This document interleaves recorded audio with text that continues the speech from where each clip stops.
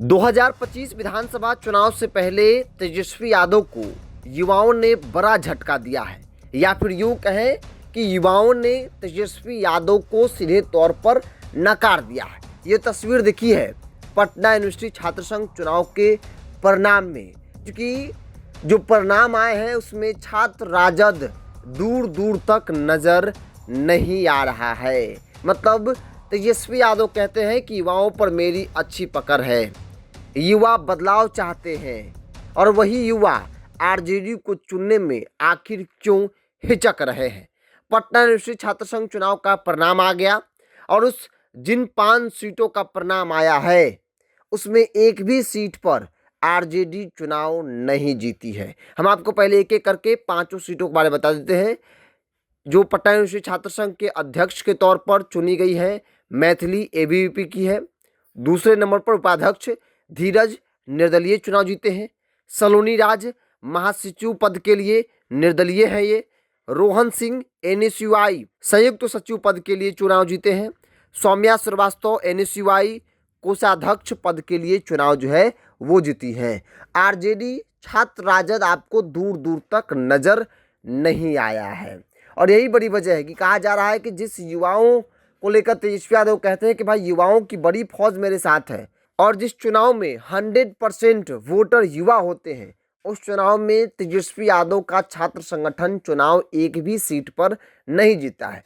पप्पू यादव जिन संगठनों का समर्थन किए वो 2-2 सीटों पर चुनाव जीतने में सफल रहा।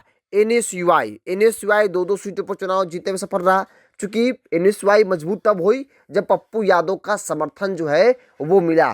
पप्पू यादव के लोग, पप्पू यादव के चाहने वाले, पप्पू यादव की पूर्व की पार्टी जाप के जो छात्र थे वो मजबूती से कैंपेन कर रहे थे, और जिसका असर दिखा कि 2-2 सीटों पर एनएसयूआई जो है वो चुनाव जीतने में सफल रही। एक कोषाध्यक्ष पद पर और दूसरा एनएसयूआई रोहन सिंह जो है वो चुनाव जीतने में संयुक्त सचिव के पद पर सफल रहे। तो तेजस्वी यादव को युवाओं ने बड़ा झटका दिया है, या फिर यूँ कह सकते हैं कि तेजस्वी यादव को युवाओं ने नकार दिया है।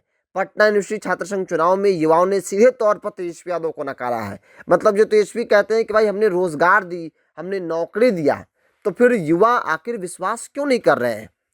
क्योंकि एनडीए की सरकार है, और जब महागठबंधन की सरकार थी तब भी मुखिया नीतीश कुमार थे, और नीतीश कुमार का मानना है कि भाई नौकरी रोजगार तो हमने दिया, सहयोगी दल का कोई रोल ही नहीं है। तेजस्वी यादव का दावा होता है कि हमने दिया। लोग भी इस बात को नहीं मान रहे।